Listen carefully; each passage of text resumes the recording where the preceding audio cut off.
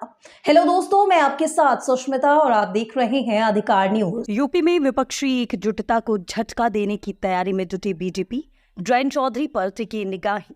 महाराष्ट्र में NCP right में आए सियासी भूचाल के बाद सबसे ज्यादा बिहार और यूपी को लेकर चर्चाएं की जा रही है।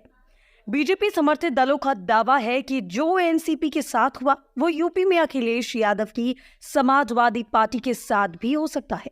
महाराष्ट्र की तर्ज पर बीजेपी यूपी में विपक्षी दलों की ये एकता को झटका देने की कोशिश में जुटी हुई है।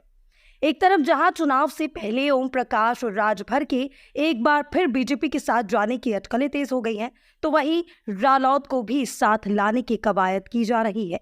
दरअसल उत्तर प्रदेश में बीजेपी ने सभी 80 लोकसभा सीटों पर जीत का लक्ष्य रखा है। पूर्वांचल में पहले से ही बीजेपी के साथ अनुप्रिया पटेल की अपना दल और संजय निषाद की निषाद पार्टी का गठबंधन है। वहीं चर्चा है कि 2024 से पहले ओम प्रकाश राजभर फिर से बीजेपी के साथ आ सकती हैं। वो दिल्ली में 2 बार अमित शाह से मुलाकात भी कर चुके हैं और अगर ऐसा हुआ तो पूर्वांचल में बीजेपी काफी मजबूत स्थिति में आ जाएगी। ऐसे में बीजेपी के मिशन 80 के सपने को रालोद की वजह से पश्चिमी यूपी में झटका लग सकता है। निकाय चुनाव के दौरान सपा और रालोद गठबंधन में खींचातान की खबरें भी सामने आई थी। ऐसे में बीजेपी इस मौके को अपने हाथ से जाने देना नहीं चाहेगी। पश्चिमी यूपी में बीजेपी का किसी के साथ गठबंधन नहीं है, यहाँ वो अकेले विपक्ष का मुकाबला कर रही है। मुरादाबाद में बीजेपी की स्थिति कमजोर है। 2019 में भी इस इलाके में बीजेपी को हार का सामना करना पड़ा था। खबरों की माने तो बीजेपी ने ऑपरेशन रालोद शुरू भी कर दिया है।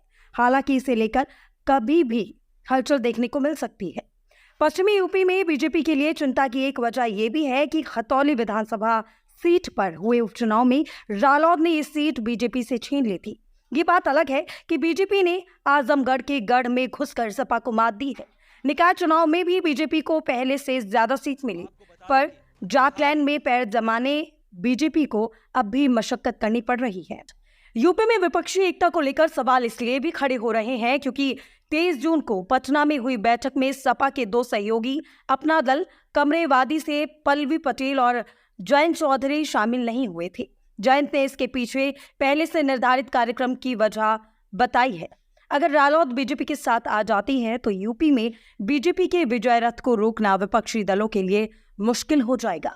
जयंत चौधरी की बात करें तो वो लगातार दावा कर रहे हैं कि वो विपक्ष के साथ है। यही नहीं, उन्होंने ये भी कहा कि वो विपक्ष की अगली बैठक में हिस्सा जरूर लेंगे। अपडेट में मेरे साथ बस इतना ही। ऐसी ताजा तरीन और खबरों और अपडेट से जुड़े रहने के लिए बने रहे मेरे साथ और देखते रहें अधिकार न्यूज।